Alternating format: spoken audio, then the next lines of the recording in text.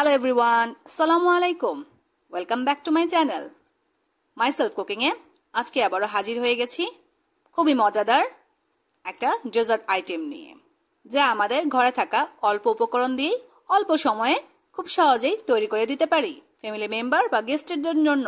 তো চলে আসুন কিভাবে আমি এটা তৈরি করেছি তাই আপনাদেরকে আজকে দেখিয়ে দেব।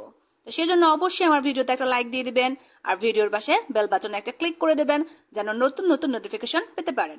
আর সেই সাথে আমার চ্যানেলটি যারা সাবস্ক্রাইব করেছেন তাদেরকে অনেক ধন্যবাদ, আর যারা এখনো করেননি অবশ্যই চ্যানেলটি সাবস্ক্রাইব করে আমার সাথেই থাকবেন। চলুন দেখতে থাকুন। এখানে প্রথমেই দেখতে পাচ্ছেন আমি এখানে দুটো ডিম নিয়েছি আর এখানে চুলোয় দুধ জাল দিতে দিয়ে দিলাম। এখানে আমি একটু গরম মশলা দুধে দিয়ে দিয়েছি, আপনারা চাইলে গরম মশলা নাও দিতে পারেন। দিয়ে দিলাম পরিমাণ মতো লবণ আর পরিমাণ মতো চিনি। লবণ আর চিনির পরিমাণটা সম্পূর্ণই আপনাদের স্বাদের উপর ডিপেন্ড করে। তো আমি একটু চামচ দিয়ে নেড়ে চেড়ে কিছুক্ষণের জন্য দুধটা জাল দিয়ে নিয়েছি আর গরম মশলাগুলো এভাবে সুন্দর করে উঠিয়ে নিয়েছি। আর দুটো ডিম সুন্দর করে কাঁটা চামচ দিয়ে এভাবে আমি ভেঙে ফেটে নিচ্ছি। তো দেখতে পাচ্ছেন দুটো বাটিতে একই পরিমাণ দুধ আর ডিম নেওয়ার চেষ্টা করেছি। দুধটা আমি নর্মাল টেম্পারেচারে ঠান্ডা করে নিয়েছি।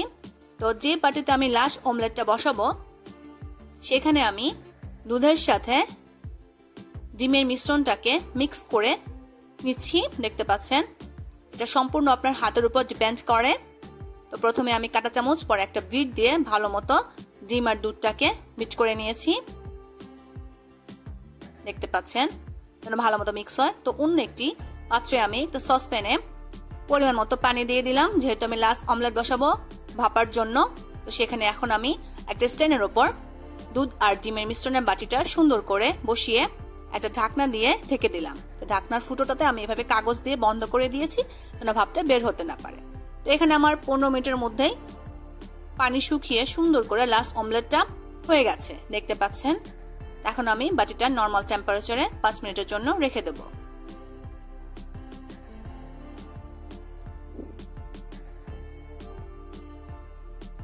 এই তো এইভাবে একটা পাত্রে আমি বাটি থেকে লাস্ট অমলেটটাকে এভাবে ঢেলে নিয়েছি।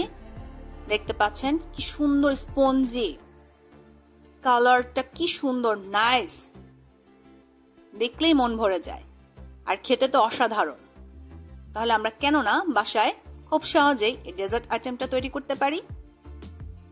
আর এই লাস্ট অমলেটটার সাথে যদি একটা চেরি দিয়ে হোয়াইট ও রেডের সমন্বয়ে আমরা প্রেজেন্ট করি আমাদের গেস্টের সামনে বা আমাদের ফ্যামিলি মেম্বারদের জন্য, তাহলে কেমন হয় বলেন তো দেখি? নিশ্চয়ই অসাধারণ। তো যারা আমার এই লাস্ট অমলেটের ডেজার্টের রেসিপিটা দেখেছেন তারা অবশ্যই আমাকে কমেন্টস করে জানাবেন কেমন হয়েছে, আর সেই সাথে আমার চ্যানেলটি সাবস্ক্রাইব করবেন যেন আপনাদের জন্য আরও নতুন নতুন মজাদার রেসিপি নিয়ে হাজির হতে পারি। সে পর্যন্ত সবাই ভালো থাকবেন। আল্লাহ হাফেজ।